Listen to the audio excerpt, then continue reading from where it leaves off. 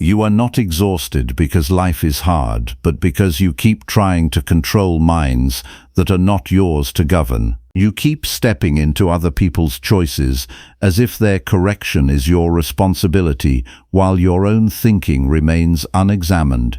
You feel tension in relationships, you feel frustration in daily moments, you feel the constant pressure of wanting things and people to align with your expectation, and yet nothing settles inside you. This is where Stoic discipline begins, not in changing others, but in returning your attention to what is fully within your control: your judgment, your intention, your response, your character.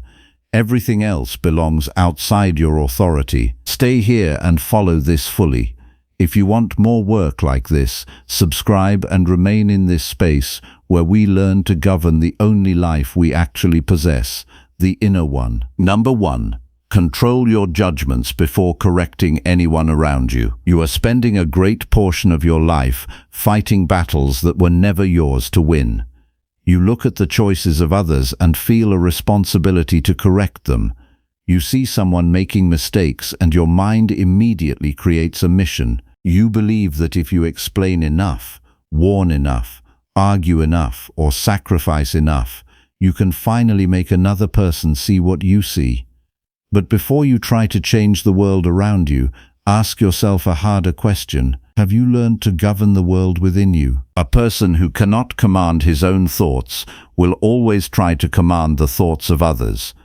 A person who cannot control his own reactions will always try to control the actions of those around him. This is the beginning of confusion. You are placing your energy where your power does not exist, and neglecting the place where your true responsibility remains. The first discipline of Stoic living is to recognize the difference between what belongs to you and what does not. Your judgment belongs to you, your choices belong to you, your effort belongs to you, your character belongs to you. The actions of another person do not belong to you. Their beliefs do not belong to you. Their habits do not belong to you. Their willingness to listen does not belong to you. Yet many people wake up every day and spend their attention on things they cannot govern. They become angry because someone refuses to change. They become disappointed because someone does not behave according to their expectations. They lose peace because another person has chosen a different path. But understand this clearly: another person's lack of wisdom is not an injury to your character. Their poor judgment does not require you to abandon your own reason. Their mistakes do not give you permission to become impatient, bitter, or disturbed. The Stoic does not begin by asking, "How do I make others act correctly?" The Stoic begins by asking, "Am I acting correctly right now?" This question is where transformation begins. You may have spent years believing that your frustration comes from other people. You may think your stress comes from their decisions, their words, their behavior, or their failures. But examine your mind honestly. The disturbance does not come only from what happened. It comes from the judgment you placed upon what happened. Someone disappoints you. The event is one thing, your judgment is another. You tell yourself, "They should not have done this. They should know better. They should understand me. They should behave differently." Then your mind creates suffering from demands placed on reality. The disciplined mind does not demand that the world obey its preferences. The disciplined mind sees reality clearly and chooses the right response. This does not mean you approve of every action. It does not mean you ignore wrongdoing. It does not mean you become passive while everything happens around you.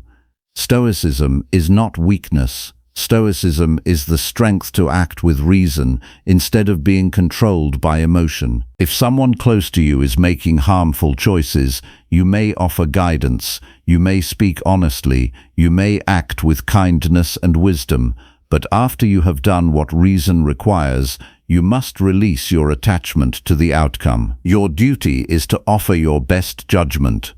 Your duty is not to control another person's mind. Many people secretly suffer because they believe love means carrying responsibility for another person's choices. They believe caring about someone means constantly trying to repair them. They believe their peace must wait until everyone around them becomes wise. But this gives your inner freedom to people who never asked for it and may never use it wisely. You are responsible for your own soul. You are responsible for the quality of your thoughts. You are responsible for the way you speak. You are responsible for the patience you show. You are responsible for whether you act from reason or from anger. When you wake in the morning, before you meet the world, remind yourself of this truth. Today you will encounter people who are impatient. You will encounter people who misunderstand. You will encounter people who act without wisdom, but their choices are outside your command. Your response remains within your command. This is a daily practice, not a single realization, not a moment of inspiration, a practice. When someone says something that irritates you, do not immediately answer. Create a space between the event and your reaction. In that space, ask yourself, what is my responsibility here? Perhaps your responsibility is to speak calmly. Perhaps your responsibility is to remain silent. Perhaps your responsibility is to walk away. Perhaps your responsibility is to correct with patience. But your responsibility is never to lose your reason because someone else has lost theirs. The undisciplined mind believes every thought deserves action. The Stoic mind examines thoughts before accepting them. A thought appears. They need to change. Examine it. What do you mean by need? Do they need to change for your comfort, for your approval, for your peace? Or do they need to change because reason clearly shows a better path? These questions matter because the ego often disguises itself as concern. Sometimes what you call helping is actually your desire to feel in control. Sometimes what you call honesty is actually your frustration demanding to be released. Sometimes what you call guidance is simply your inability to accept that another person has the freedom to choose differently. The Stoic examines the source of every action. Before correcting another person, correct the impulse inside yourself. Ask, am I speaking because wisdom requires it? Or am I speaking because I cannot tolerate discomfort? Am I helping because it serves another person? Or am I helping because I want them to become what makes me feel better? This examination is uncomfortable because it removes excuses. It forces you to see that even good intentions can become attached to control. A person who truly wants the good does not need to force. A person guided by reason does not need to dominate. A person secure in virtue does not need everyone around them to agree. Your peace cannot depend on the behavior of people who are still learning how to live. If your stability requires everyone around you to be calm, intelligent, respectful, and reasonable, then you have handed away your freedom. The world has always contained people who act without understanding. This was true yesterday, it is true today, it will remain true tomorrow. The mistake is not that imperfect people exist. The mistake is believing they must disappear before you can live well. The Stoic does not wait for perfect conditions to practice virtue. You do not need a peaceful environment to practice patience. You do not need perfect people around you to practice wisdom. You do not need agreement from others to act with integrity. Your character is tested precisely when things do not go according to your preference. Anyone can be calm when everyone agrees. Anyone can be patient when nothing challenges them. Anyone can feel wise when they are surrounded by understanding people. The true test is when another person acts foolishly and you still choose reason. That moment reveals who governs your life. Do you govern yourself, or does every careless word from another person take control of your emotions? Does every mistake from another person steal your attention? Does every disagreement force you into anger? If so, then your freedom is still outside you. The Stoic path brings freedom back inside. Begin practicing this today. Choose one person who often disturbs your peace. Do not focus on changing them. Focus on changing your response. When they act in a way you dislike, Observe your first impulse. Notice the anger. Notice the judgment. Notice the desire to immediately correct. Then ask, what kind of person do I want to be in this moment? Not, how do I make them become better? The first question creates strength. The second creates frustration. You cannot build your life on another person's improvement.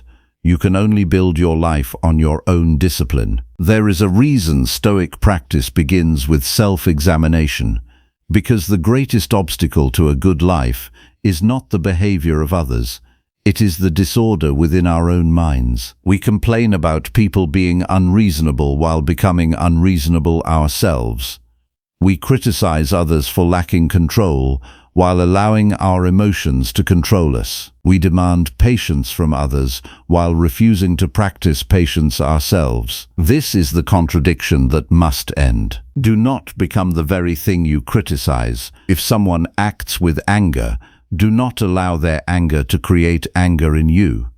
If someone acts with arrogance, do not allow their arrogance to awaken arrogance in you. If someone acts without wisdom, do not abandon wisdom because of them. Another person's failure is not your instruction to fail. The person who governs himself does not become a reflection of every person he encounters.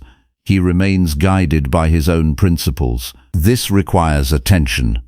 You must watch your mind throughout the day, not with fear, not with judgment, with discipline. When you feel the desire to fix someone, pause. When you feel the need to prove someone wrong, pause. When you feel the urge to explain yourself repeatedly, pause. Ask whether your action comes from reason or from attachment. The Stoic does not waste energy trying to win every conversation. The Stoic values truth more than victory. Sometimes the most powerful response is a calm silence, not because you are afraid, not because you have nothing to say, but because you understand that not every moment deserves your energy. Your attention is one of the most valuable things you possess. Every moment spent obsessing over another person's choices is a moment removed from your own growth. You have limited time. Your days are passing whether you improve yourself or not. The people you are trying to fix may never become who you want them to become, but you can still become who you are capable of becoming. This is the responsibility before you. Build your character, train your judgment, strengthen your patience, choose your actions carefully, return to reason again and again. The Stoic life is not about escaping difficult people. It is about becoming a person who remains steady among difficult people. The goal is not to create a world where nobody disappoints you. The goal is to become someone who does not abandon himself when disappointment arrives. You will meet people who refuse advice. You will meet people who repeat mistakes. You will meet people who misunderstand your intentions. Let them. Their path belongs to them. Your path belongs to you. You may plant a seed of wisdom. You may offer guidance. You may show by example. But you must accept that every person has their own responsibility before reason. Do not carry another person's choices as if they are your burden. Carry your own choices. That is enough work for one lifetime. Tonight, examine yourself honestly. Ask where you spent your energy today. Did you spend it governing yourself or controlling others? Did you practice virtue or did you chase approval? Did you respond with reason or did you become a servant to your reactions? Do not judge yourself harshly. Judge yourself clearly. The purpose of examination is not to punish yourself. The purpose is to see what must be improved. Tomorrow, begin again. Before you attempt to correct the world, correct your own mind. Before you demand change from others, demand discipline from yourself. Before you try to fix another person's life, make sure you are living yours according to reason, because the person who has mastered himself has already achieved the greatest victory. Not victory over others, victory over the part of himself that was never truly free. Number 2. Examine your motives before trying to change others. Before you try to correct another person, you must first confront a quieter truth that most people avoid their entire lives. The impulse to change others often feels like virtue, but it is frequently disguise. It appears as concern, but it is often control. It sounds like wisdom, but it is often impatience wearing the mask of reason. If you do not examine the motive behind your actions, you will confuse your restlessness for moral duty and call your interference a form of care. The human mind is quick to justify itself. It creates stories that protect its comfort. It says, "I am helping," when in truth it is uncomfortable with how another person chooses to live. It says, "I am guiding," when in truth it cannot tolerate not being in influence. It says, "I am correcting," when in truth it is reacting to a disturbance within itself. This is where a life without examination begins to drift away from reason. You are not disturbed by others as much as you are disturbed by your judgment about others. This is the hidden layer that must be seen clearly. When you feel the urge to intervene in someone else's life, pause long enough to ask what exactly is being threatened inside you. Is it truth that compels you, or is it discomfort that pushes you forward? Is it reason, or is it irritation? Is it wisdom, or is it pride that cannot remain silent in the presence of another person's mistakes? A disciplined mind does not rush into action simply because emotion demands release. It places every impulse under inspection. It asks whether the action is required by reason or merely stimulated by feeling. Most people never perform this inspection. They live at the speed of reaction. A thought appears and it becomes action. A judgment forms and it becomes speech. A frustration arises and it becomes interference in another person's life. But a life governed by reason requires delay between impulse and response. In that delay, clarity becomes possible. In that space, motive is revealed. Without that space, you are not choosing your actions, you are being driven by them. There is a question you must return to repeatedly throughout your day. Why do I want to change this person? Not as a philosophical exercise, but as a form of self-exposure. The answer will not always be flattering. Sometimes you will discover that your desire to correct another person is rooted in the need to feel superior. Sometimes it is rooted in fear that their choices reflect poorly on you. Sometimes it is rooted in anxiety that the world is not aligning with your expectations. Sometimes it is rooted in an inability to accept that others are free and will use that freedom in ways you would not choose. None of these motives belong to virtue. Virtue does not require domination. Virtue does not require agreement. Virtue does not require that others become reflections of your preferences. Virtue is complete in itself because it is concerned only with the quality of your own mind and actions. When you act from virtue, you do what is appropriate without needing control over the outcome. You speak when reason demands speech. You remain silent when reason demands silence. You assist when assistance is appropriate. You withdraw when interference would be excessive. The guiding principle is not emotional urgency but rational proportion. Most inner conflict arises when people confuse emotional urgency with moral necessity. They feel something strongly and assume it must be acted upon immediately. But intensity of feeling is not proof of correctness. A strong reaction is not evidence of truth. It is only evidence of internal disturbance. The untrained mind does not distinguish between urgency and importance. It treats every emotional signal as a command. It sees discomfort and tries to eliminate it externally. It sees disagreement and tries to correct it externally. It sees imperfection and tries to fix it externally. But this external focus prevents the deeper work of examining the self. The only domain that belongs fully to you is your own judgment. That is where attention must return.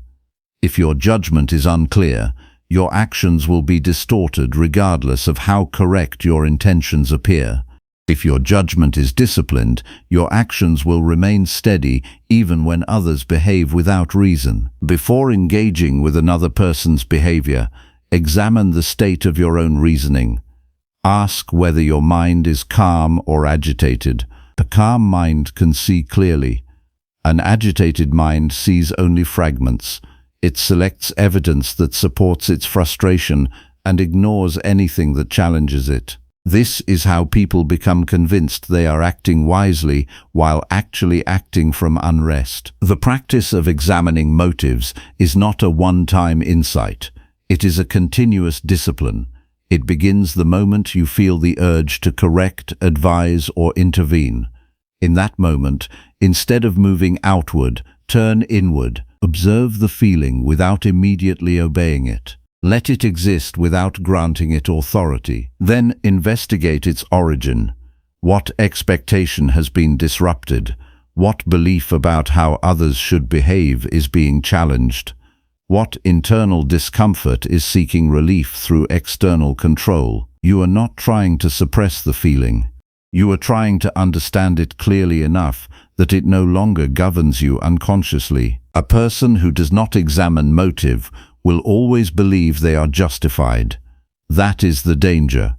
Self-justification feels like certainty, but it is often blindness. The mind protects its own narrative. It rarely admits that its actions are driven by impatience or pride. It prefers to believe it is correcting the world rather than acknowledging it is reacting to its own instability. This is why reflection must become daily practice.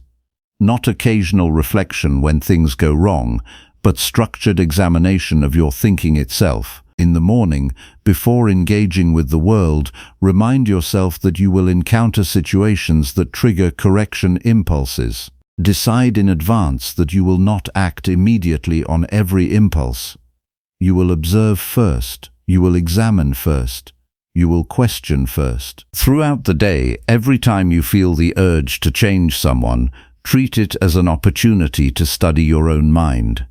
This transforms ordinary irritation into training. The situation becomes less about the other person and more about your own discipline. At the end of the day, review not what others did, but what you did with your judgments. Ask where you acted from clarity and where you acted from compulsion. Do not search for excuses, search for accuracy.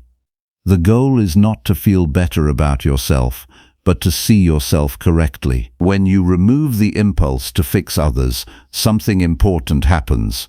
You begin to see people more clearly, not as problems to solve, but as individuals with their own reasoning, however limited it may be. You stop inserting yourself into every situation as if your presence is required for correction. You begin to understand that most of life does not require your intervention, only your appropriate response. This does not weaken your ability to act. It strengthens it. Because when action is finally required, it comes from clarity rather than compulsion. A single action guided by reason is more effective than 100 actions driven by emotional urgency. You must also recognize how often the desire to change others is connected to dissatisfaction with yourself. When a person has not disciplined their own life, they often turn outward and attempt to organize the lives of others. It is easier to manage someone else's behavior than to face your own inconsistency. It is easier to critique another person than to correct your own habits. It is easier to advise than to examine. But avoidance does not remove responsibility. It only delays confrontation with it. Eventually, you must return to yourself. That is the only place where real change is possible. When you feel the impulse to correct someone today, do not ask how to express it better. Ask whether it needs to be expressed at all. Ask whether your silence might be more aligned with reason than your speech. Ask whether your need to speak is serving truth or serving your discomfort with silence. Many times, wisdom is found in restraint. Not because speaking is wrong, but because unnecessary speech often reveals unsettled judgment. A mind that is not yet clear speaks too quickly. A mind that is clear chooses carefully. Your task is not to eliminate concern for others, it is to purify it. Concern guided by reason is steady, patient, and proportionate. Concern driven by emotion is restless, intrusive, and demanding. One respects the freedom of others, the other attempts to override it. If you begin to practice this examination honestly, you will notice a shift. You will feel less urgency to intervene in everything. You will experience fewer internal conflicts with others. You will become less reactive to behavior you once felt compelled to correct. Not because you no longer care, but because you are no longer governed by unexamined impulse. This is the beginning of inner freedom.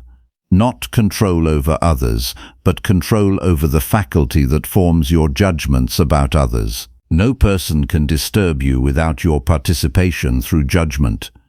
No situation can enslave your mind unless you allow unexamined reaction to take authority. When you learn to inspect your motives before acting, you reclaim that authority. Let this become your discipline, not once but continuously, not as theory but as lived practice.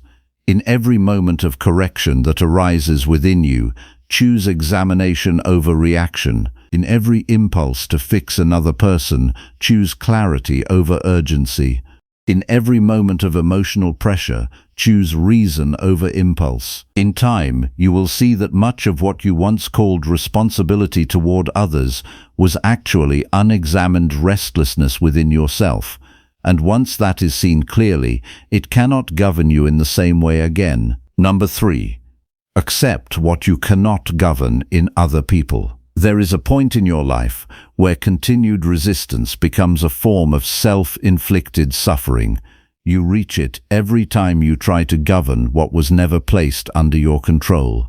You reach it when you insist that another person should think differently, behave differently, or feel differently because your mind has decided that their inner world must align with your expectations. At that moment, you are no longer observing reality, you are arguing with it. And no argument against reality has ever ended in peace. You are not disturbed because other people are difficult. You are disturbed because you have not accepted the limits of your influence. You keep reaching beyond the boundary of your own power, and then feel frustration when reality does not yield. This is not injustice, it is misunderstanding. The mind that refuses to accept what it cannot govern will always remain in conflict with life itself. Begin here with a simple but severe truth. Another person's judgments do not belong to you. Their choices do not belong to you. Their readiness to change does not belong to you. Their willingness to listen does not belong to you.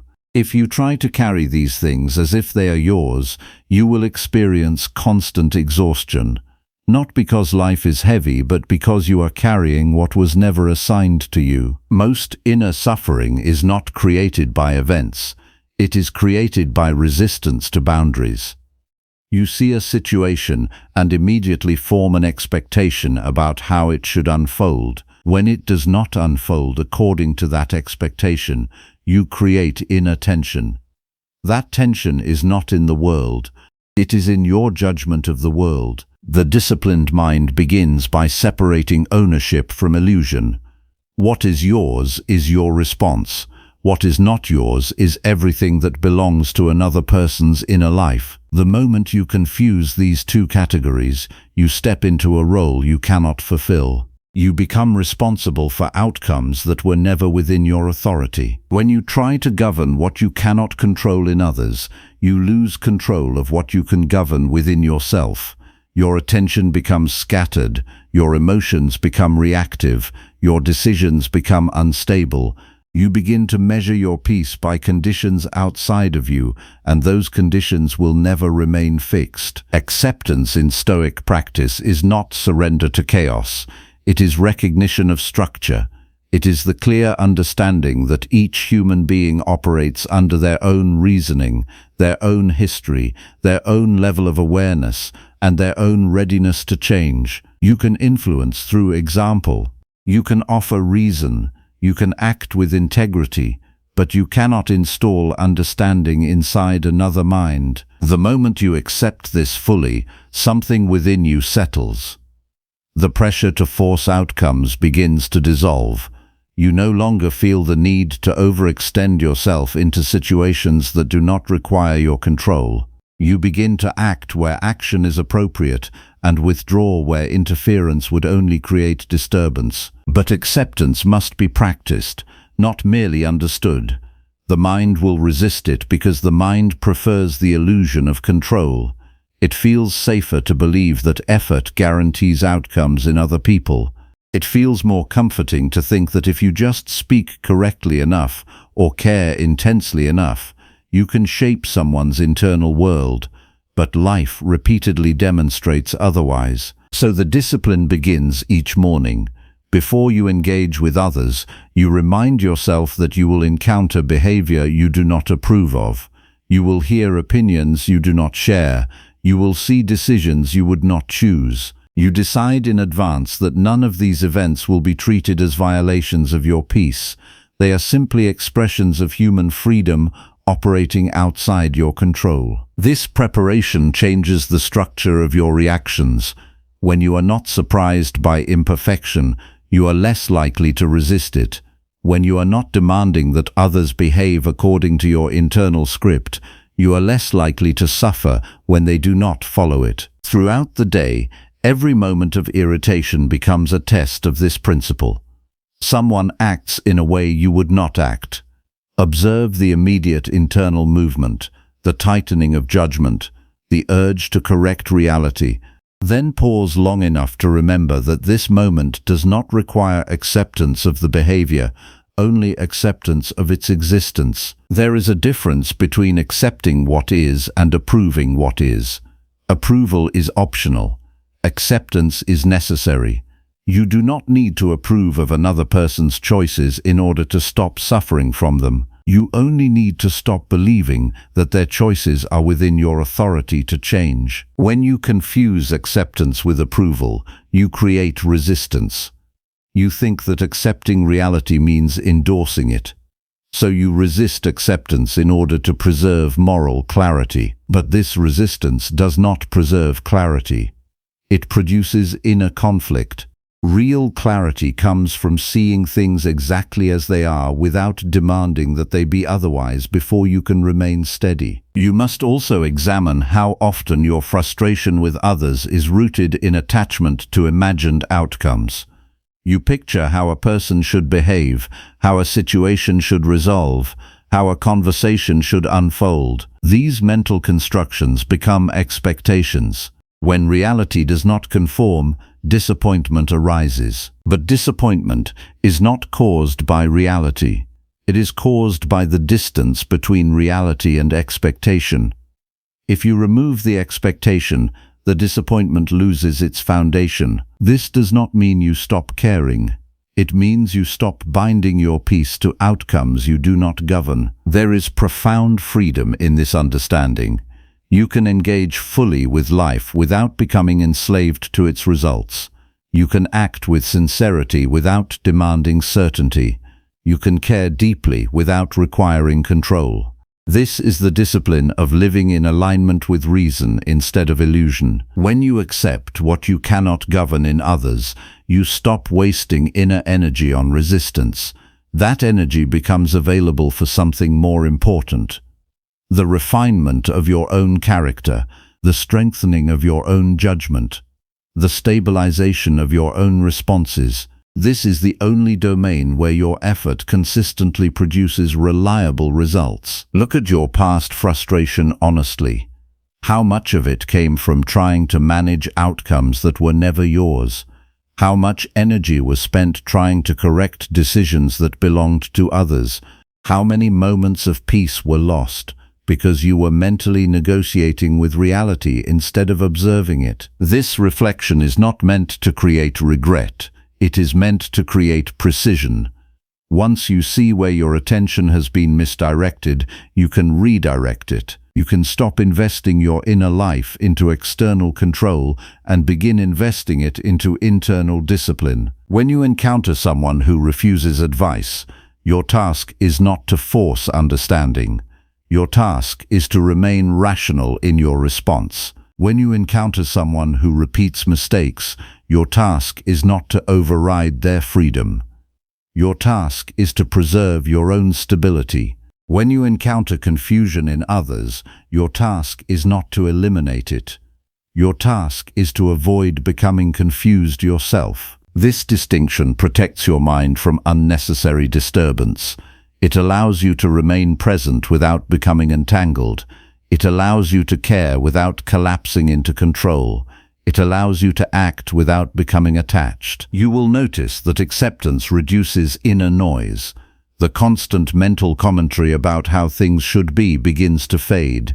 In its place, clarity emerges. You see situations more accurately because you are no longer filtering them through resistance. You respond more effectively because your energy is no longer divided between reality and refusal. The person who practices this consistently becomes less reactive and more deliberate. Not detached from life, but anchored within themselves. Their strength does not depend on external agreement. Their stability does not depend on others behaving predictably. Their peace does not depend on the correction of the world. They understand something fundamental. Life is not asking to conform to their expectations. Life is asking them to respond wisely to what is already present. This is the point where maturity begins.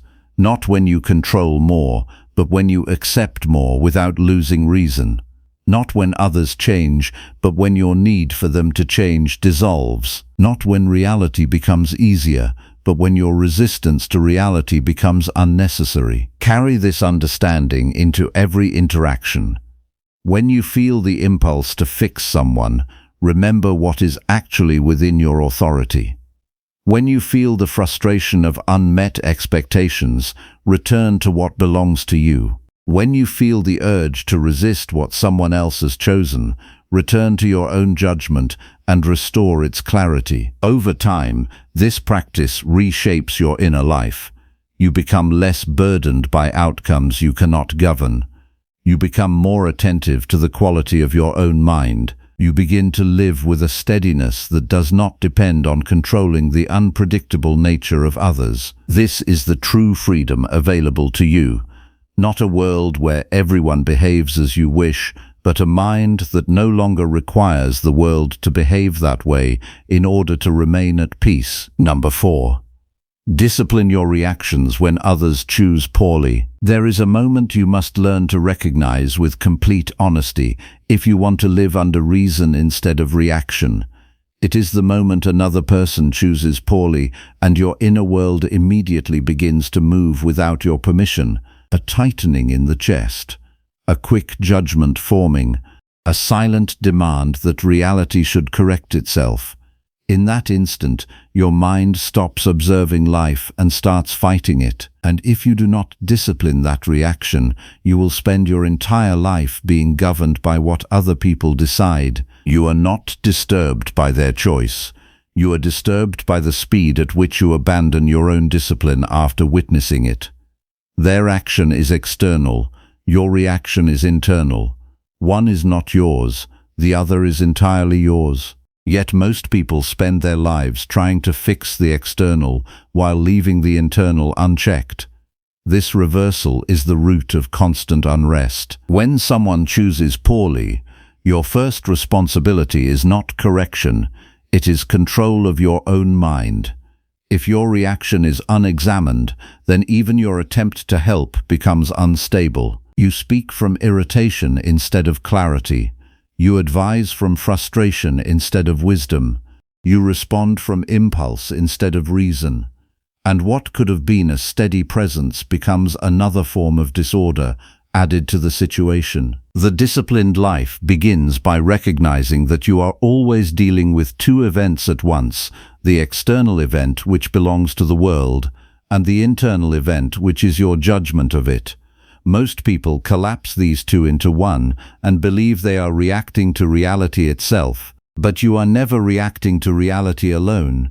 You are reacting to your interpretation of it. When another person chooses poorly, that is a fact of the external world.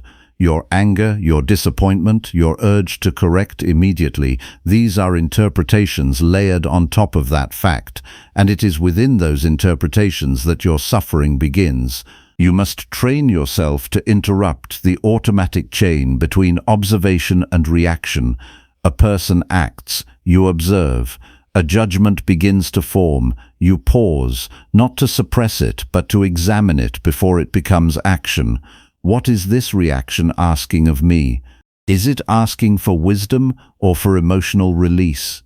Is it aligned with reason, or is it simply seeking relief from discomfort? Most people never ask these questions. They assume their reaction is already justified because it feels strong.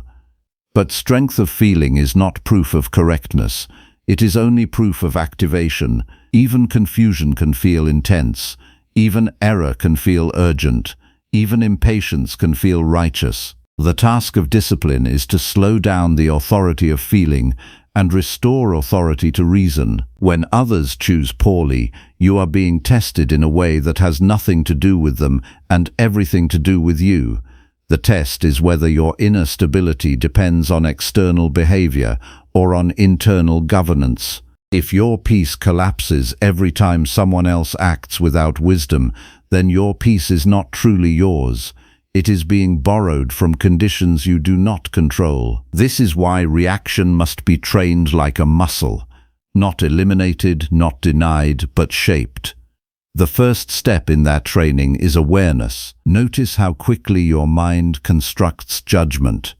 Notice how instantly it labels actions as right or wrong, acceptable or unacceptable, intelligent or foolish. These labels appear so quickly that you often mistake them for perception itself. But they are already interpretation. Once you see the interpretation, you gain the first space of freedom. In that space, you are no longer bound to immediate reaction. You can choose response instead of impulse. That choice is the foundation of disciplined living. A reactive mind believes it is helping the world by correcting it immediately. A disciplined mind understands that correction without clarity is simply another form of disturbance. If your inner state is unsettled, your guidance will carry that unsettlement into the situation. You will not be acting from wisdom but from internal pressure. This is why the discipline of reaction must always begin inward. Before you speak, before you act, before you intervene, you examine the condition of your own mind. Is it steady or agitated? Is it patient or compressed? Is it clear or clouded by emotion? Only a mind that is steady can produce actions that are proportionate. There will always be situations where others act in ways that are careless, unwise, or harmful.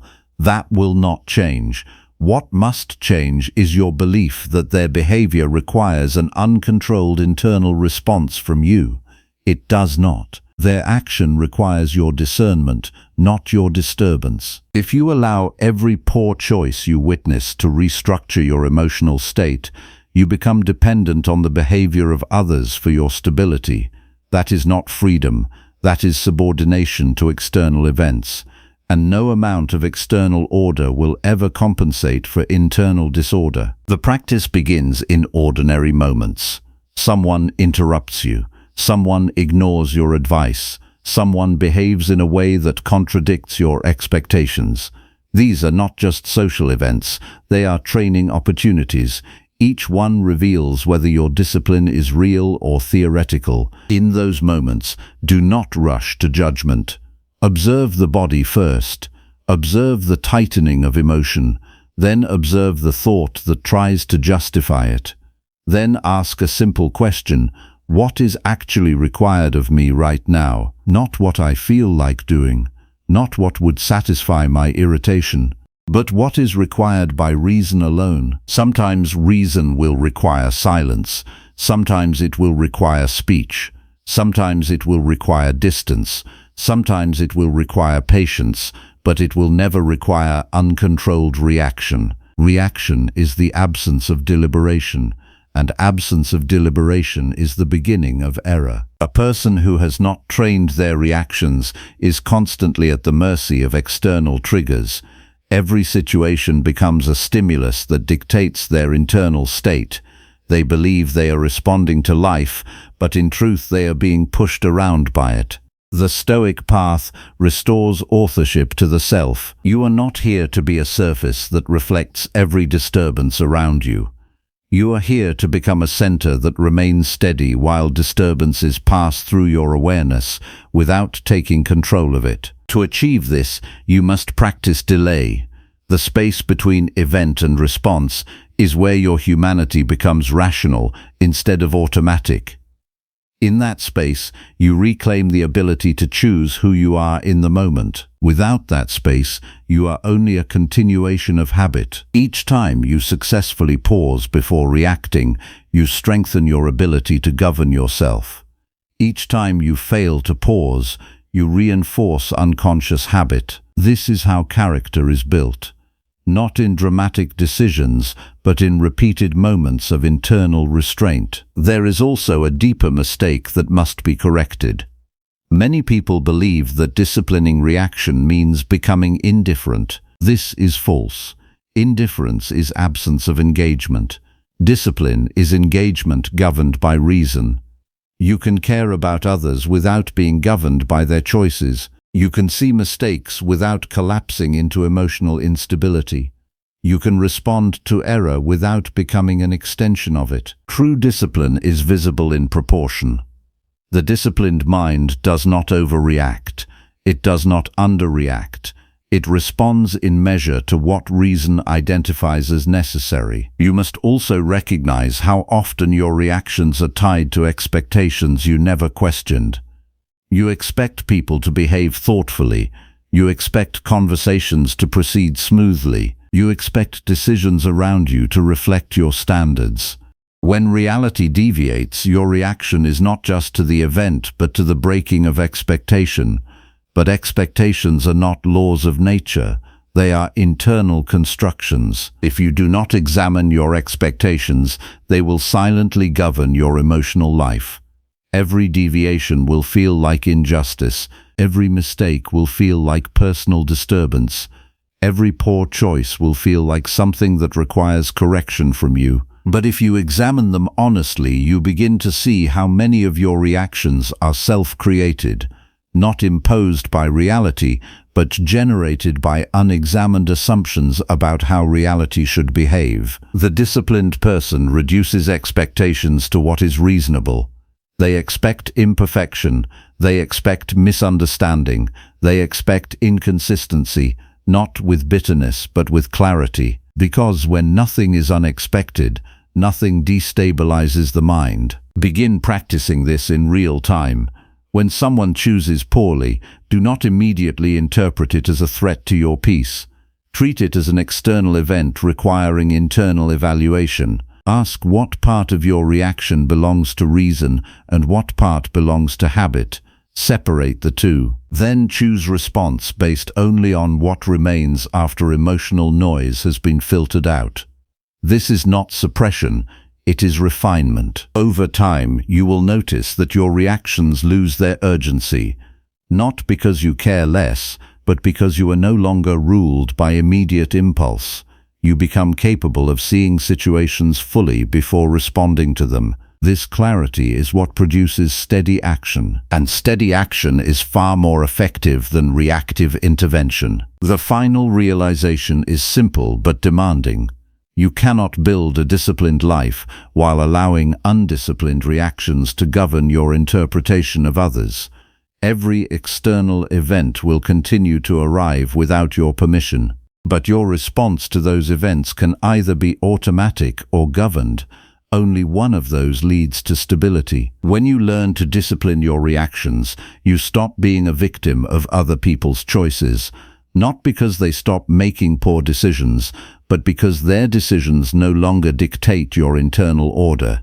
And in that separation between their actions and your peace, you begin to live under reason instead of reaction. Number 5. Guard your peace by focusing on your virtue. You lose your peace long before the world ever takes it from you. It happens in the quiet moment when you decide that something outside you is more important than the discipline within you. person speaks carelessly, a situation unfolds unfairly, a plan collapses, and immediately your attention abandons its center. You begin searching outward for balance, as if your stability depends on correcting what is happening around you. But the truth is sharper than that. Your peace is not taken. It is surrendered the moment you stop guarding it through virtue. Virtue is not an abstract idea. It is the condition of a mind that remains aligned with reason regardless of what appears outside it.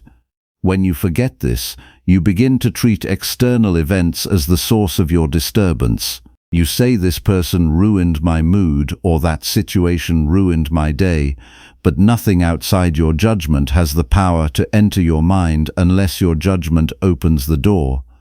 What disturbs you is never the event alone. It is your failure to hold your character steady in the presence of the event. This is why peace cannot be preserved through control of circumstances. It can only be preserved through control of conduct. If your attention is placed on changing the world around you, your peace will always be temporary. If your attention is placed on maintaining your virtue within you, your peace becomes independent of external motion. You must understand this distinction with precision. Virtue is the only domain where your power is complete. Everything else is partial, conditional, and uncertain. Your reputation can be influenced by others. Your comfort can be disrupted by events. Your plans can be interrupted by forces beyond you. But your judgment, your intention, your choice of response, your willingness to act with reason instead of impulse, these belong fully to you. Most people reverse this order. They obsess over what they cannot fully govern and neglect what they can. They try to secure peace by arranging external conditions, believing that if enough things go right outside them, they will finally feel stable inside. But this approach produces dependence, not freedom. It ties your inner state to an endless list of variables that will never remain under your command. The disciplined life begins when you stop negotiating your peace with external reality and start building it through internal integrity. Every moment becomes a question of virtue. Not what is happening to me, but what kind of person am I being in response to what is happening? When you focus on virtue, you shift your attention from outcome to conduct. You stop asking whether others are behaving correctly and begin asking whether you are responding correctly. This shift is not passive. It is the most active form of self-governance. It requires constant awareness of your thoughts before they turn into actions, and constant examination of your actions before they become habits. A person who guards peace through virtue does not depend on others to behave well. They depend on themselves to respond well. This removes a tremendous burden from life. You are no longer responsible for controlling the unpredictable behavior of others. You are responsible only for the clarity of your own response. But the mind resists this responsibility because it prefers the illusion of external control. It feels easier to believe that peace can be achieved by correcting the world than by correcting the self. Yet every attempt to secure peace externally leads to new disturbances. The world is not structured to conform to your expectations. It is structured to present constant opportunities for the exercise of judgment. If you do not prepare your mind in advance, you will meet each of these moments unarmed. You will react instead of respond.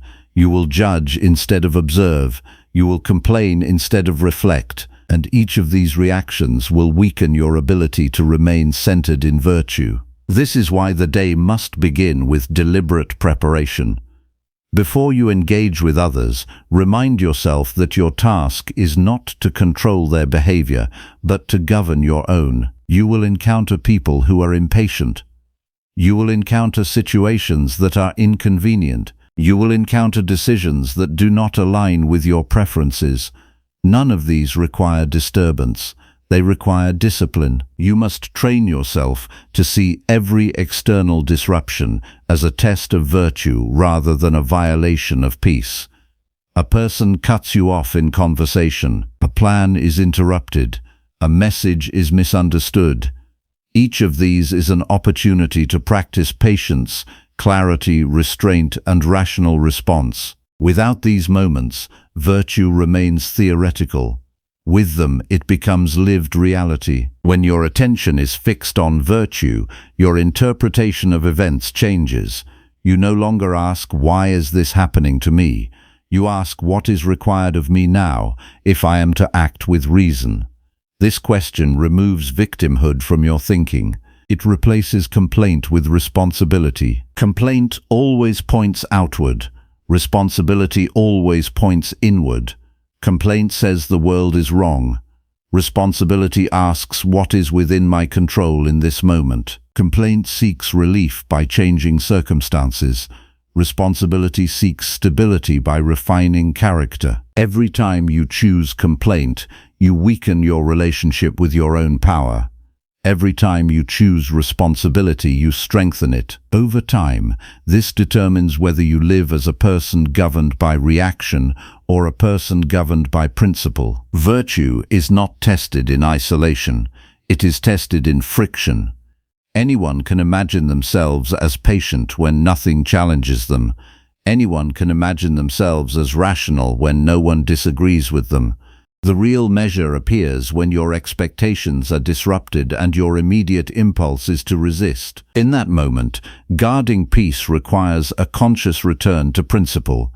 You do not ask, "How do I feel about this?" You ask, "What response preserves my integrity?" Feelings may rise without permission, but action is still within your governance. That separation is where freedom lives. You will notice that when you shift focus from external correction to internal virtue, your emotional intensity decreases, not because you stop caring, but because you stop resisting. Resistance amplifies disturbance. Acceptance guided by reason dissolves it. You begin to see situations more clearly because your perception is no longer distorted by frustration. This clarity allows you to act more effectively when action is truly required.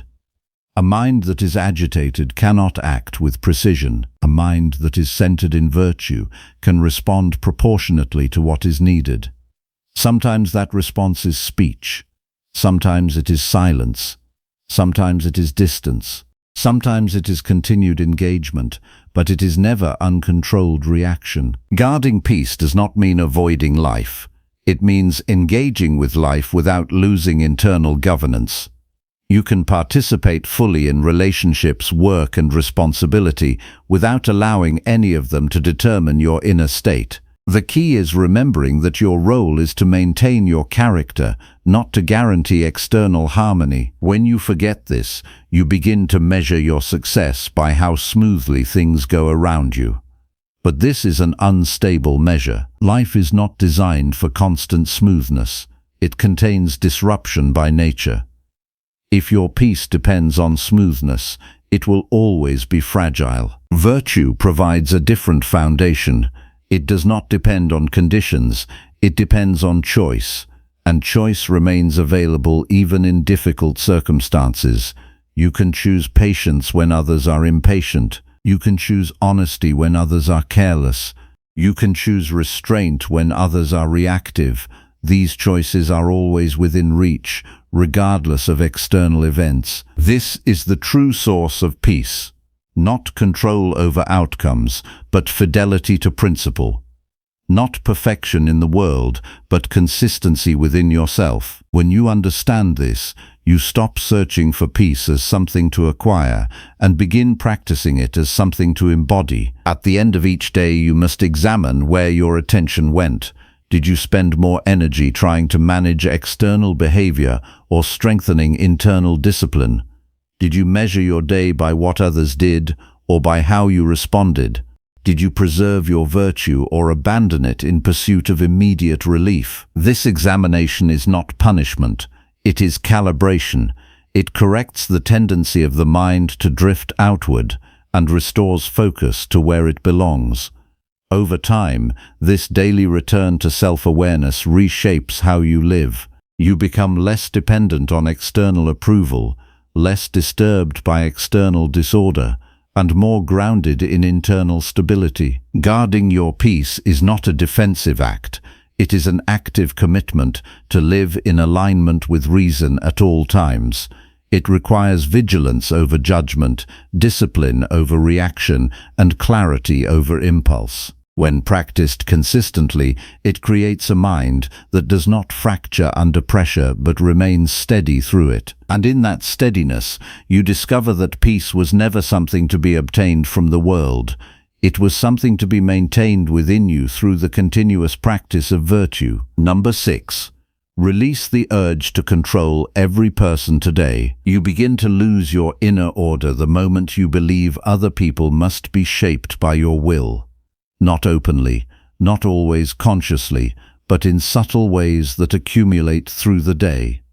A comment is made and your mind immediately tries to adjust it. A decision is taken and you internally rewrite it.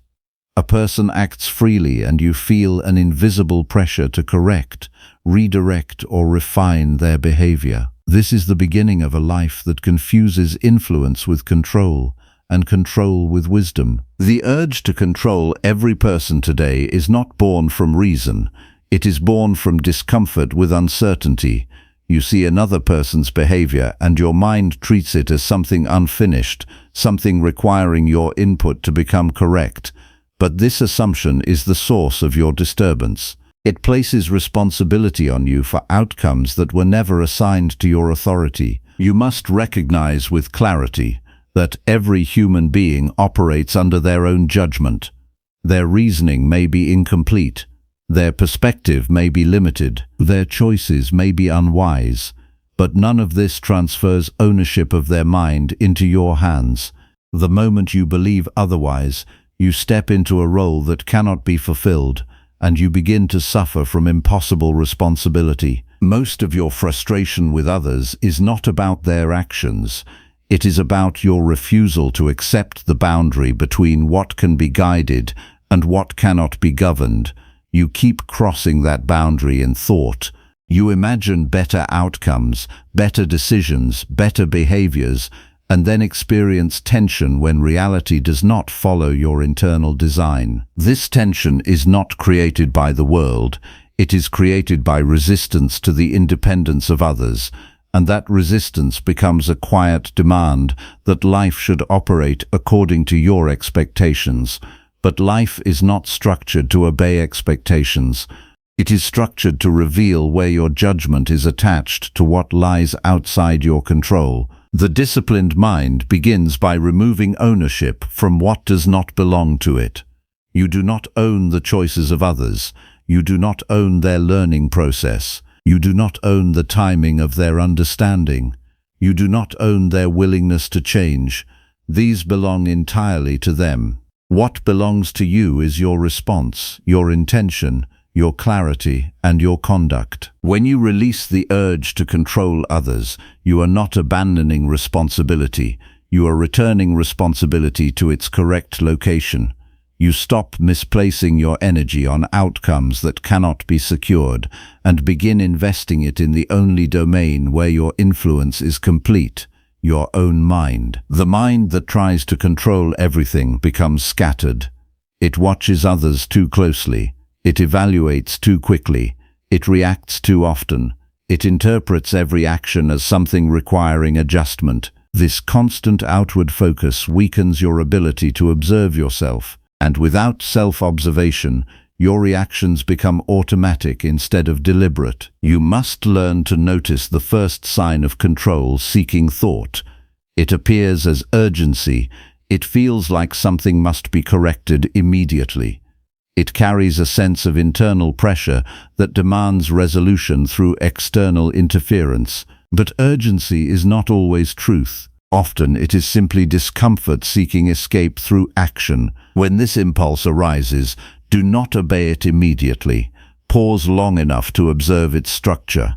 Ask whether the situation truly requires your involvement or whether your mind is simply resisting the freedom of another person. Most often, what feels like necessity is actually preference disguised as duty. This distinction is essential. Duty arises from reason. Preference arises from desire. Duty asks, what is appropriate for my role in this situation? Preference asks, how can I make this align with my expectation? One is stable, the other is restless. To release the urge to control others, you must train yourself to act only from duty, not from irritation, not from frustration, not from emotional pressure, from duty alone. And duty in its pure form is always limited to your own conduct. It does not extend into the internal world of others. Each morning, you should prepare your mind for encounters that will challenge this discipline. You will meet people who act without consideration for your expectations. You will encounter decisions that do not reflect your reasoning. You will observe behaviors that feel inefficient or misguided. None of these are emergencies for your judgment. The preparation is simple but firm. You remind yourself that you will not intervene in every instance of perceived disorder. You will observe before reacting. You will evaluate before speaking. You will separate what requires action from what only triggers discomfort. Throughout the day, every interaction becomes a practice ground. Someone interrupts you. Someone disagrees with you. Someone ignores your advice. In each moment, your mind will attempt to regain control through correction. That attempt must be recognized as a habit, not a necessity. You are not required to adjust every deviation you notice. You are required to maintain clarity in your own response. If you lose clarity, even correct actions become unstable. If you maintain clarity, even restraint becomes a form of strength. The urge to control others often hides a deeper assumption, the assumption that your peace depends on their alignment with your expectations. But this is false. Your peace depends on your judgment of their actions, not their actions themselves. Two people can observe the same behavior. One becomes disturbed, the other remains steady. The difference is not in the event, but in the interpretation. If you continuously interpret others as problems requiring correction, your mind will never rest. Every day will present new disturbances. Every person will become a potential source of frustration. Every interaction will feel like unfinished work. This is not engagement with life. It is entanglement with it. The release of control begins when you stop treating people as objects to be improved and start recognizing them as independent centers of reasoning. You may disagree with their choices, you may see better alternatives, but disagreement does not create authority over their mind. Clarity does not grant ownership of others. There is a form of humility required here that is often overlooked. It is the recognition that your understanding, however developed, does not entitle you to govern the lives of others. You are one reasoning being among many. Your role is to live according to reason, not to enforce reason upon those who have not asked for it. When you remove the need to control others, you recover energy that was previously wasted in resistance. That energy becomes available for self-refinement. You begin to notice your own judgments more clearly. You begin to catch your own reactions earlier. You begin to act with greater precision because your attention is no longer fragmented by constant external correction. This shift is subtle at first. You may still feel the impulse to intervene, but over time you begin to observe it without following it.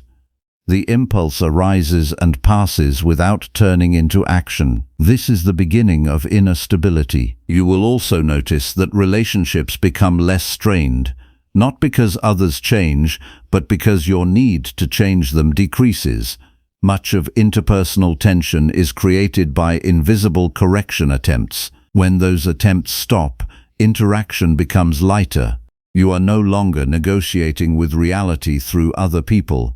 You are simply engaging with them as they are. The disciplined mind does not abandon care, it refines it. Care without control is clarity. Care with control becomes tension. You can care about the well-being of others without believing you are responsible for their decisions. You can offer guidance without attaching yourself to outcomes. You can speak truth without demanding acceptance. But none of this is possible if the urge to control remains active. That urge must be recognized as a distortion of reason. It promises order, but produces disturbance. It promises effectiveness, but creates frustration. It promises peace, but destroys it through overreach. At the end of each day, examine where you attempted to extend your influence beyond its proper boundary. Notice where you felt the need to adjust others instead of adjusting your own judgment. Do not judge yourself harshly. Observe accurately. The purpose is correction, not condemnation. Over time, this practice will reveal a consistent pattern. Your suffering increases in proportion to your attempts to govern what does not belong to you, and your stability increases in proportion to your willingness to release that attempt. The world does not become easier when you stop trying to control every person. It becomes clearer. You see people as they are rather than as projections of what you expect them to be. You see situations without the distortion of interference. You see your own mind without the noise of unnecessary control. This clarity is the foundation of freedom, not freedom from others, but freedom from the compulsion to manage what cannot be managed. When that compulsion fades, your attention returns to its rightful place, and in that place, reason becomes the only authority you need to follow. Number 7. Practice silence when your mind demands correction. There is a moment that reveals the true state of your inner discipline more clearly than any success or failure you experience. It is the instant your mind produces a correction, sharp and immediate, toward another person. Something is said, something is done, something is misunderstood, and before reason has time to form a measured response, your mind already believes it knows what must be corrected. In that instant, you are not thinking with clarity, you are reacting with habit, and habit, when unexamined, governs more of your life than reason ever will. The demand to correct others often feels like intelligence. It feels like awareness. It feels like moral clarity. But much of it is simply the mind refusing silence. It is discomfort that has learned to disguise itself as judgment. It is impatience that has learned to speak in the language of improvement. If you do not learn to remain silent in these moments, you will confuse every internal impulse with truth and every reaction with wisdom. Silence is not absence of thought. Silence is control over thought before it becomes action. When your mind demands correction, it is revealing something about you, not about the world. It is revealing how quickly you abandon observation and enter interference. It is revealing how little space exists between impulse and expression. That gap is where discipline is either formed or lost. Most people believe their inner voice is a guide, but the inner voice often speaks fastest when it is least trustworthy. It rushes to conclusions. It compresses complex situations into immediate judgments. It demands resolution without understanding. If you follow it without pause, you are not guided by reason. You are driven by reflex. The practice of silence begins when you notice the internal urge to correct and choose not to obey it immediately. Not because correction is always wrong, but because immediate correction is almost always unexamined. In that small delay, you create the space where reason can enter. Without that space, you are simply extending instinct into speech. You must understand that your mind will always attempt to justify its urgency. It will say that silence is weakness. It will say that withholding correction is neglect.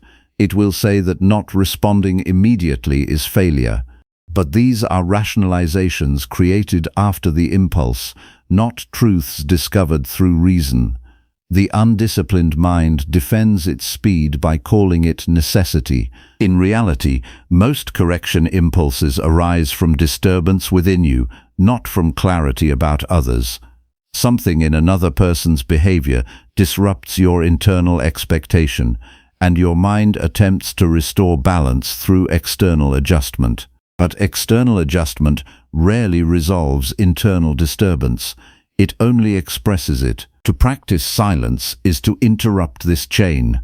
You observe the impulse without granting it authority. You feel the pressure to speak, but you do not yet act on it. You allow the sensation to exist without turning it into expression. In doing so, you begin to separate yourself from the automatic flow of reaction that has governed so many of your interactions. This separation is essential. Without it, you believe you are responding to reality when in fact you are responding to your own internal turbulence. You are not correcting the world, you are releasing pressure.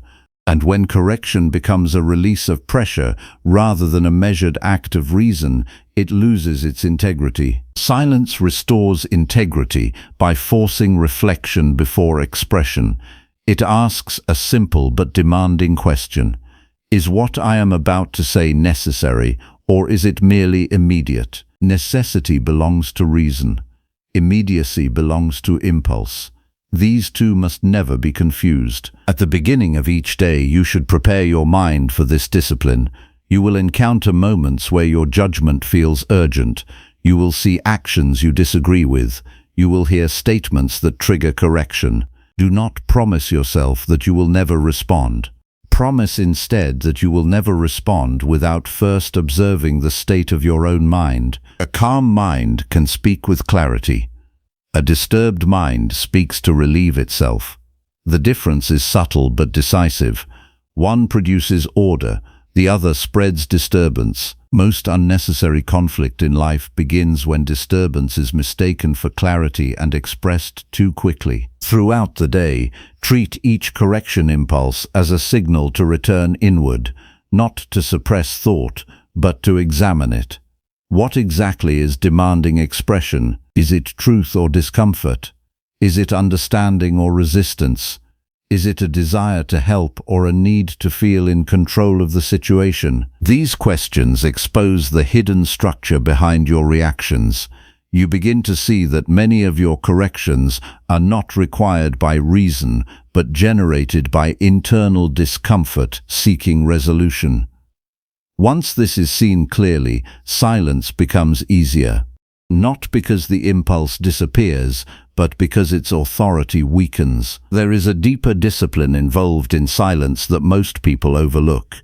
It is the willingness to allow imperfection to exist without immediate correction. This does not mean acceptance of wrongdoing as good. It means acceptance of reality as present. You see what is happening without rushing to impose your mental correction upon it. This distinction protects you from unnecessary entanglement. When you rush to correct everything you disapprove of, you become entangled in constant reaction. Your attention is no longer your own. It is pulled outward continuously by the demand to adjust the behavior of others. But when you practice silence, you reclaim your attention. Attention is the foundation of reason. Without it, your judgments are fragmented. With it, your judgments become stable. Silence preserves attention long enough for reason to evaluate whether action is truly required or merely emotionally desired. You will notice that many situations resolve themselves without your input, not because they become perfect, but because they were never dependent on your immediate correction. This realization reduces the pressure you place on yourself to intervene constantly. It reveals that much of your urgency was unnecessary. However, silence must not be confused with avoidance. Avoidance is escape from responsibility. Silence is control over expression until clarity is achieved. You are not refusing to act. You are refusing to act without understanding. That distinction preserves both wisdom and effectiveness. The mind that cannot remain silent cannot remain precise. It reacts too quickly to observe fully. It speaks before it understands. It intervenes before it evaluates, and in doing so, it often creates more disorder than it resolves. When you practice silence, you begin to notice the emotional layer beneath your correction impulses. You see irritation before you see judgment. You see impatience before you see reasoning. You see discomfort before you see interpretation. This awareness is crucial because it reveals that your first response is not intellectual, it is emotional. Once you see this clearly, you can no longer fully trust immediate reaction. You begin to require verification from reason before acting. You begin to slow down the transition from perception to response. This slowing is not hesitation, it is refinement. Each time you successfully remain silent in the presence of correction impulse, you strengthen your inner discipline. Each time you fail and react immediately, you reinforce habit. This is how character is shaped, not through occasional insight, but through repeated choices in small moments that feel insignificant but accumulate into identity. At the end of each day, you should examine where silence was maintained and where it was lost. Do not judge yourself through emotion. Observe through clarity. The purpose is not to create guilt, but to increase awareness of your patterns. You are studying the movement of your own mind so that you are no longer governed by it unknowingly. Over time, you will see a transformation. Your speech becomes more deliberate. Your corrections become fewer but more accurate. Your interactions become less reactive and more stable. You begin to understand that silence is not absence of engagement, but the foundation of meaningful engagement. And most importantly, you begin to recognize that the urge to correct others was never a command from reason. It was a habit of the mind seeking immediate expression without examination. When that habit is replaced with disciplined silence, reason finally gains the space it needs to guide your actions. In that space, you are no longer driven by impulse, you are governed by clarity. Number 8. Strengthen reason instead of judging others endlessly. You weaken your mind every time you use it to judge others instead of strengthening it to understand yourself. Judgment of others feels immediate, almost automatic, like a reflex that arrives before reflection. Something happens, someone acts, and your mind rushes outward to classify it, label it, evaluate it, and conclude it. But in that outward rush, you abandon the one responsibility that belongs entirely to you. You neglect the training of your own reason. Reason is not strengthened by constant criticism of what is outside your control. It is strengthened by disciplined attention to what is within it. When your mind is repeatedly directed toward judging others, it becomes scattered. It learns speed without clarity. It learns opinion without understanding. It learns reaction without depth. And over time, you mistake this constant mental activity for intelligence, when in reality it is only unrest wearing the appearance of analysis. You are not suffering because the world is unclear. You are suffering because your judgment is undisciplined. You look at people, situations and events, and you form conclusions faster than you examine your own thinking. You believe you are perceiving reality, but you are mostly perceiving your own interpretations layered on top of it. And because these interpretations go unexamined, they begin to govern your emotional life. The path of reason begins with a reversal of attention. Instead of asking what is wrong with others, you ask what is happening in your own mind when you observe them. Instead of asking how others should behave, you ask whether your judgment of their behavior is accurate, necessary, and grounded in clarity rather than impulse. This shift is not natural at first, because the mind is trained to move outward, but discipline is precisely the act of retraining what comes naturally. When you judge others endlessly, you create the illusion of engagement with life while avoiding engagement with yourself. It feels productive to evaluate everything around you. It feels like awareness, but this is often a distraction from the far more demanding task of examining your own reasoning. External judgment is easy, internal examination is difficult, and the mind, unless trained, will always choose what is easier over what is necessary. Strengthening reason requires you to slow down your thinking long enough to see its structure. A judgment appears. That judgment feels certain, but certainty is not proof of correctness. It is only intensity of impression.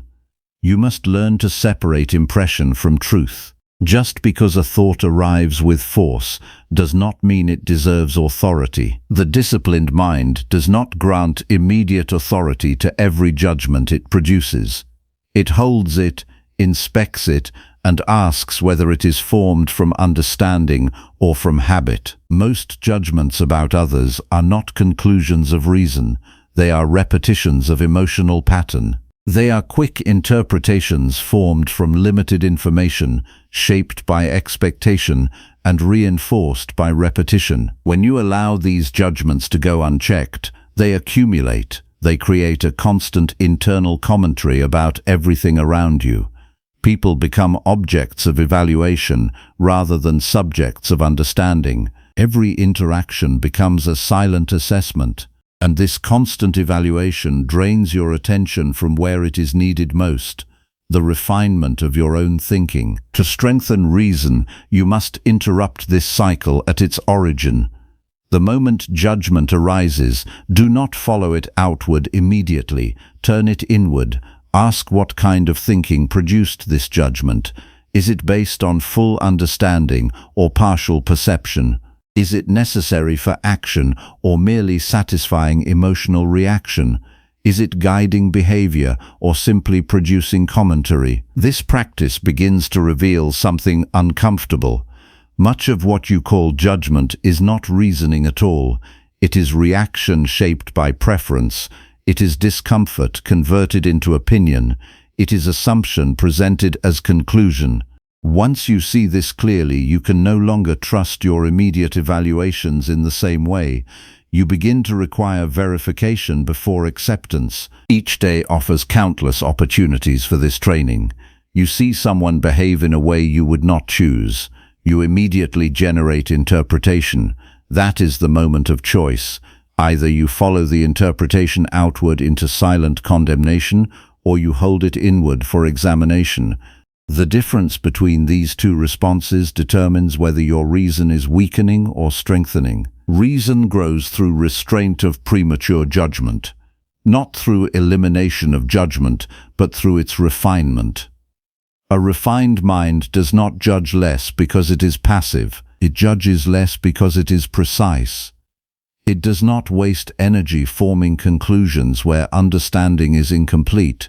It waits until clarity is available. To reach this level of discipline, you must become aware of how often your judgments are based on incomplete knowledge.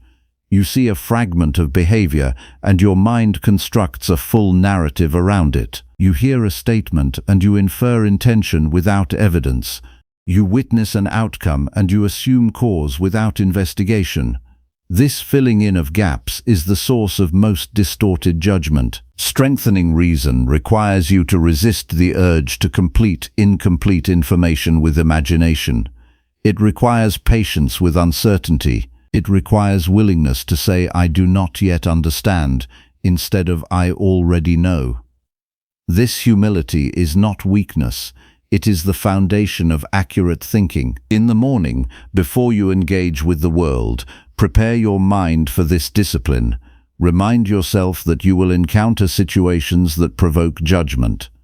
Decide in advance that you will not allow immediate interpretation to become final conclusion. You will observe before deciding.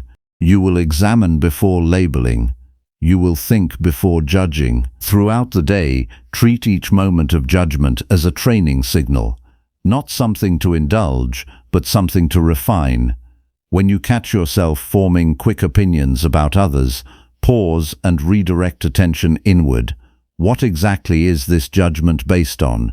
What part of it is fact, and what part is assumption? What part belongs to reason, and what part belongs to impulse? This internal questioning weakens the automatic authority of judgment. It introduces friction between impulse and conclusion, and in that friction, reason begins to develop strength, because reason is not strengthened by agreement with itself. It is strengthened by being tested against its own assumptions. You will notice that as this practice deepens, your mind becomes less noisy. The constant stream of commentary about others begins to slow, not because you stop seeing people, but because you stop immediately converting perception into judgment. This reduction in internal noise creates space for clearer thinking. In that space, something important emerges. You begin to see situations more accurately, not more critically, but more clearly. You see behavior without immediately attaching interpretation. You see actions without immediate narrative.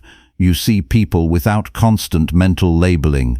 This clarity is what allows reason to operate properly. Reason does not function well in a mind filled with unchecked judgment.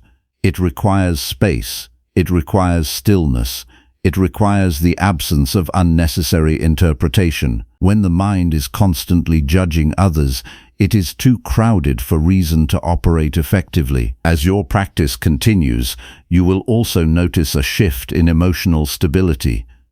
Much of emotional disturbance comes from rapid judgment. You see something, you decide what it means, and then you react emotionally to your own conclusion. But if judgment is slowed, emotion is also stabilized. Because emotion often follows interpretation, not reality itself. This does not make you indifferent, it makes you precise. You still respond to life, you still engage with people, but your responses are no longer driven by unexamined judgment. They are guided by reason that has been given time to form properly. At the end of each day, examine where your judgments were fast and where they were examined. Look not at others, but at the quality of your thinking. Did you allow immediate interpretation to dominate your awareness, or did you pause long enough to test it?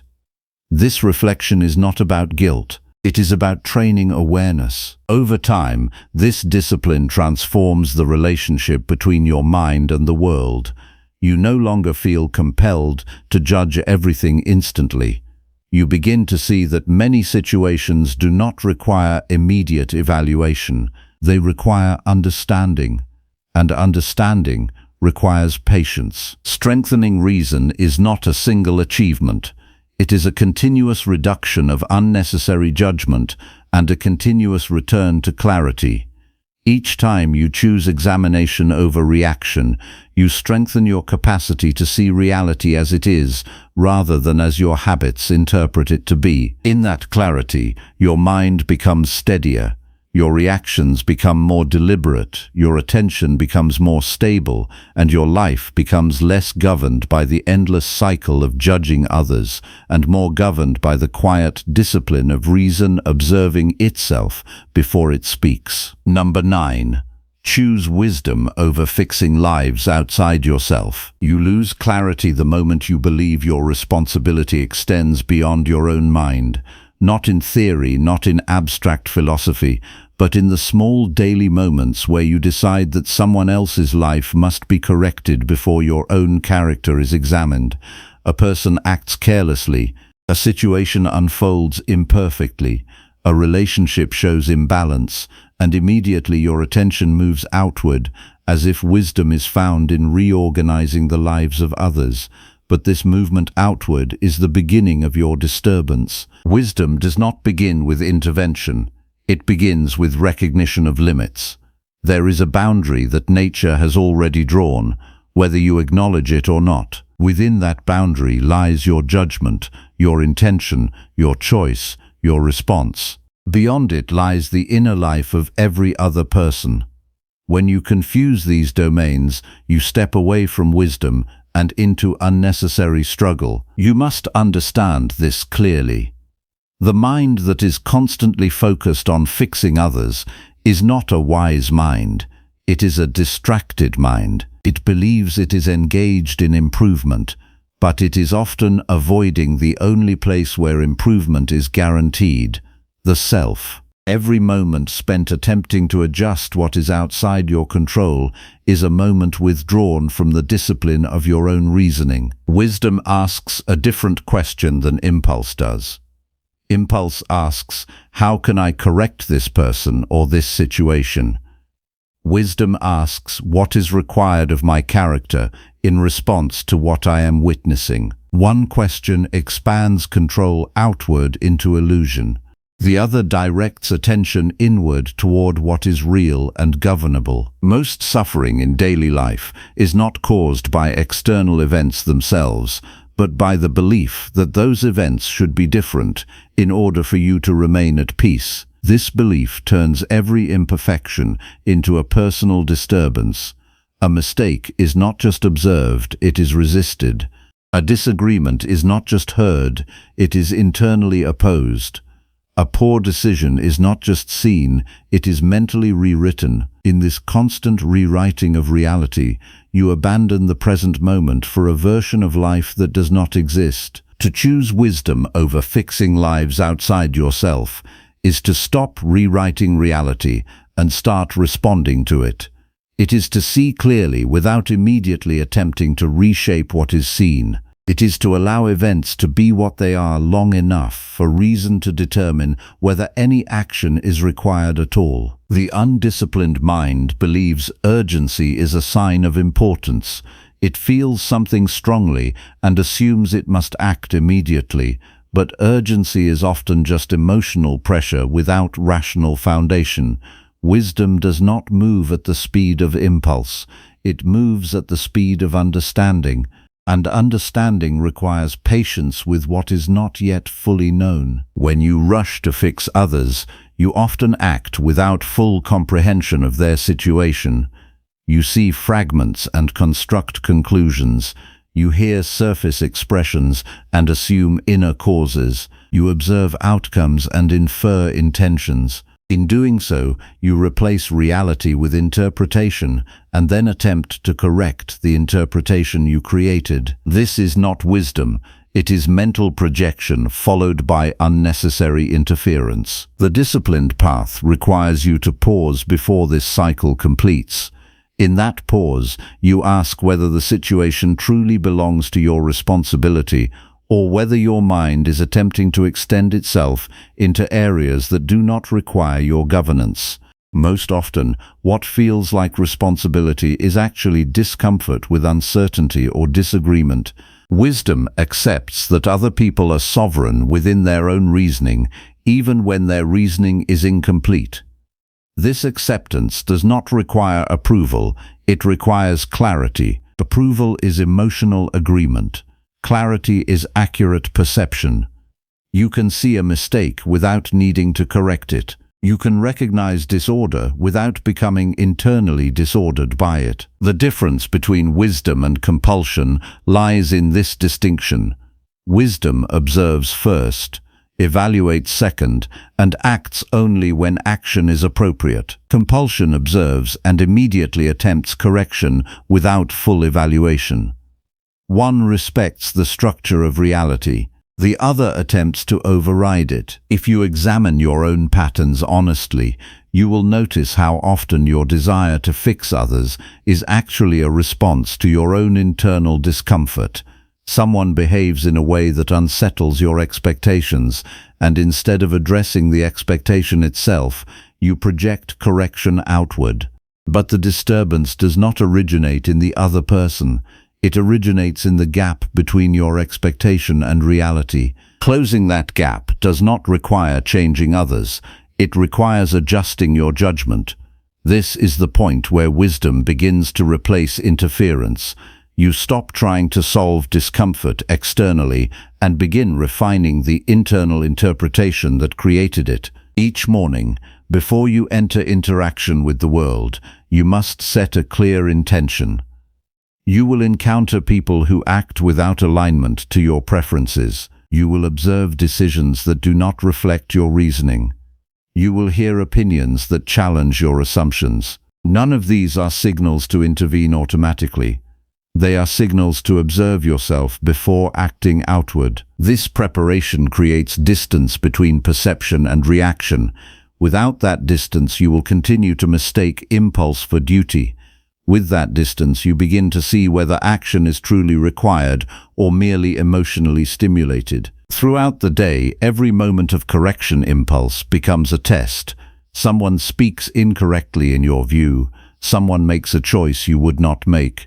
Someone resists your advice. In each case, the mind will attempt to justify intervention, but wisdom does not begin with justification. It begins with restraint. Ask whether your involvement is truly necessary or whether it is driven by a need to feel useful in areas that are not yours to govern.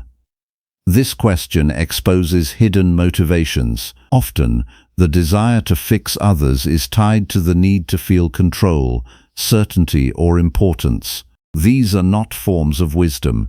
They are forms of dependence on external validation. When you release this dependence, something important shifts.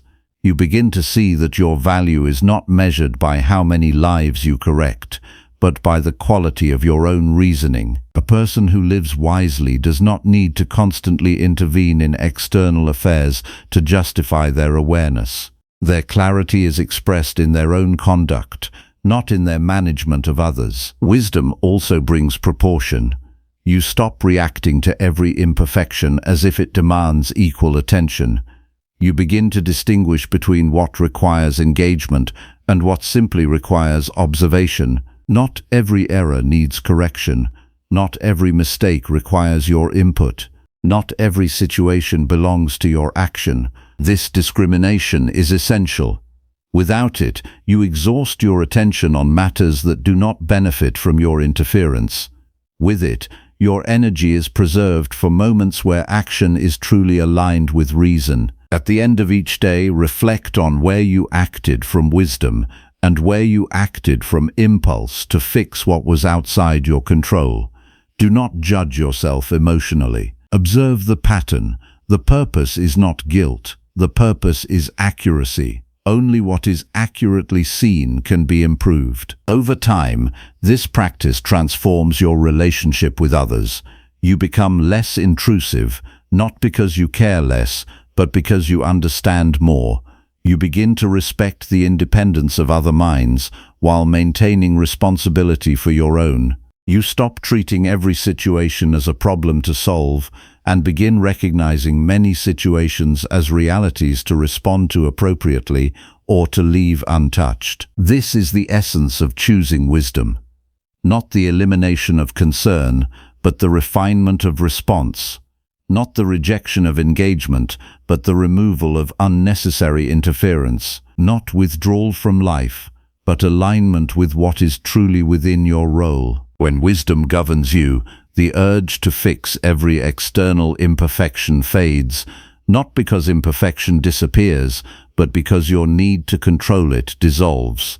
You see more clearly, you act more sparingly, you think more deeply, and in that clarity, you finally stop confusing activity with understanding. What remains is a mind that knows its limits, respects its boundaries, and chooses its actions only when reason confirms they belong to it. Number 10. Transform yourself before demanding change from others. You cannot demand transformation in others while refusing transformation in yourself. That contradiction is where most frustration begins. You observe behavior outside you that you judge as incorrect, and immediately your attention moves outward, as if correction of the world is the first duty of reason. But this impulse hides a deeper avoidance. It is easier to evaluate others than to examine your own structure of thinking. It is easier to direct correction outward than to endure correction inward. Every time you insist that others should change while you remain unchanged in your reactions, your discipline weakens. Not because the world resists your expectations, but because you refuse to align your own conduct with the standard you impose externally. You create a gap between your judgment of others and your governance of yourself. That gap becomes the source of constant inner conflict. The disciplined life does not begin with instruction directed at others. It begins with scrutiny directed at the self. Before you evaluate another person's behavior, you must first evaluate the condition of your own reasoning. Is your perception clear or distorted? Is your response measured or impulsive?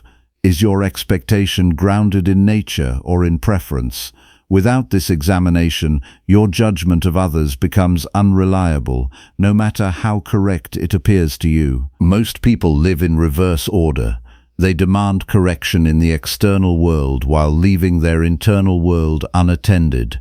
They expect others to act with patience while reacting without patience themselves. They expect others to think clearly while their own thoughts remain unexamined. This reversal produces a life of contradiction, where expectation and example never align. Transformation, if it is to have any meaning, must begin where control is real, and control does not extend into the minds of others. It exists only in your own judgment, intention and action. If you do not first discipline these, your attempts to influence anything beyond yourself will carry inconsistency at their foundation. You must understand that your reactions are not separate from your teachings. The way you respond to others becomes your true instruction to the world. Not what you say, but how you live. Not what you demand, but how you behave under pressure. Every moment of irritation, impatience, or judgment becomes a contradiction of the standard you claim to uphold. When you feel the urge to correct others, pause and redirect attention inward. Ask whether your own reasoning is aligned with the principle you are attempting to enforce externally. If you demand patience from others, examine whether patience governs your own reactions. If you demand clarity from others, examine whether your own judgments are free from distortion. If you demand discipline from others, examine whether your own conduct reflects discipline. This is where transformation becomes real, not in instruction given outward, but in correction applied inward. The moment you begin adjusting yourself before attempting to adjust others, your perception of responsibility changes completely. You stop acting as a critic of life and begin acting as a participant in disciplined living. The mind resists this shift because it prefers external focus. It finds comfort in analyzing others because it avoids vulnerability in analyzing itself. But this avoidance is precisely what keeps you stuck in repetition. You see the same frustrations in different forms because the source has not been addressed. The source is not the behavior of others. It is the unexamined structure of your own judgment. To transform yourself first is to accept that your internal state is the only legitimate starting point for any attempt at improvement. Before correcting speech, correct attention. Before correcting others, correct interpretation. Before correcting situations, correct expectation. This order cannot be reversed without producing tension. Each morning, you must prepare for this discipline. You will encounter situations that challenge your standards. You will see behaviors that trigger immediate judgment. You will hear words that provoke reaction. In each case, your task is not to respond outward first, but to examine inward first. What is being activated in your own thinking? What assumption is forming before understanding is complete? What expectation is being violated, and whether that expectation is reasonable or self-imposed? Without this internal examination, your external reactions become automatic, and automatic reactions are the opposite of transformation. They are repetition. They reproduce the same patterns under different conditions. Real change begins when reaction is interrupted by reflection. Throughout the day, every moment of judgment becomes an opportunity to practice self-governance. Someone behaves in a way you consider flawed. Instead of immediately forming correction, you observe your own mental movement.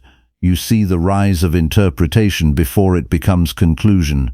You recognize the impulse to evaluate before it becomes speech.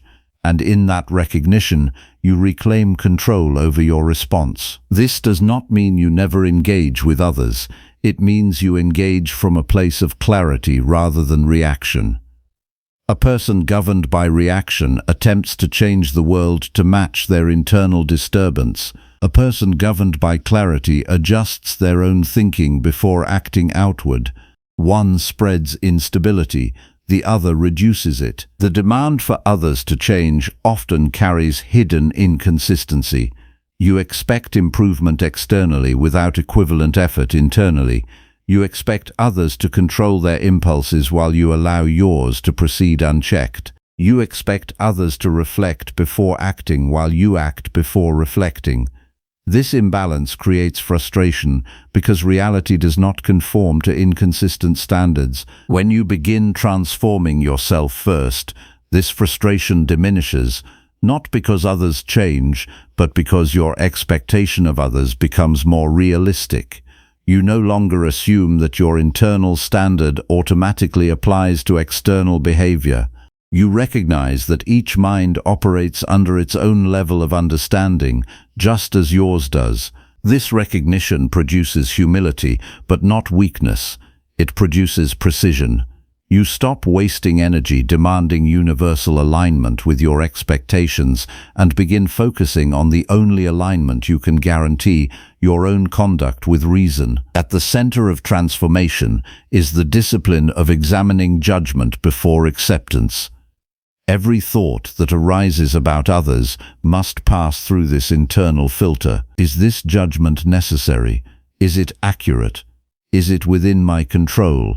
Or is it simply an automatic response seeking expression? Most judgments fail this examination when it is applied honestly. By applying this discipline consistently, you begin to notice a shift in your relationship with control. You no longer feel compelled to manage every external outcome. You begin to understand that control was never located outside you in the first place. It was always within your ability to choose how you interpret and respond. As this understanding deepens, the urge to demand change from others weakens, not because you lose concern, but because you gain clarity. You see that real influence begins with example, not enforcement; with consistency, not correction; with internal alignment, not external demand. At the end of each day, reflect on where you attempted to change others without first examining yourself. Do not use this reflection for self-condemnation. Use it for accuracy. The goal is to see clearly where attention was misplaced so it can be redirected tomorrow. Transformation is not a single act. It is a continuous return to self-governance. Each time you choose to examine your own thinking before judging others, you strengthen the foundation of reason within you. Each time you reverse this order, you weaken it. Over time, the pattern becomes unmistakable. The more you focus on correcting yourself, the less urgent it becomes to correct others. Not because the world improves according to your preference, but because your need to impose that preference dissolves. In that dissolution, clarity emerges. You no longer stand against life demanding it change.